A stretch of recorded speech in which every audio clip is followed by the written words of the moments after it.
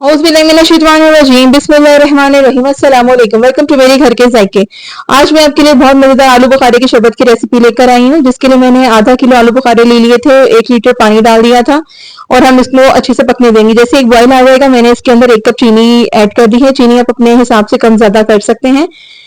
1 cup मेरे हिसाब से इनफ है। तो बस हम इसको अच्छे से पका लेंगे, इतना पका लेंगे ये अच्छे से मैश हो जाए। मैशर से मैं इसको अच्छे से मैश कर लूंगी ताकि पानी और आलू बुखारा यकजा हो जाए और ये थोड़ा पकने के बाद थोड़ा गाढ़ा हो जाएगा। बस फिर हम इसको छलनी से अच्छे से हम इसको छलनी के अंदर छान लेंगे। बस अब इसको चम्मच से थोड़ा थोड़ा करते जाएं और ये छन जाएगा। शरबत हमारे पास आ गया है।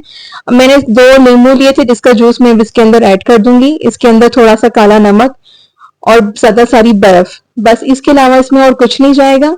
बस मैं इसमें काला नमक मिक्स कर दूंगी और इसके बाद हम इसमें बर्फ के क्यूब्स डाल देंगे। बस इसको अच्छे से चिल करके आप इसको सर्व करें। उम्मीद करती हूँ ये सिंपल सी रेसिपी आपको जरूर पसंद आई होगी।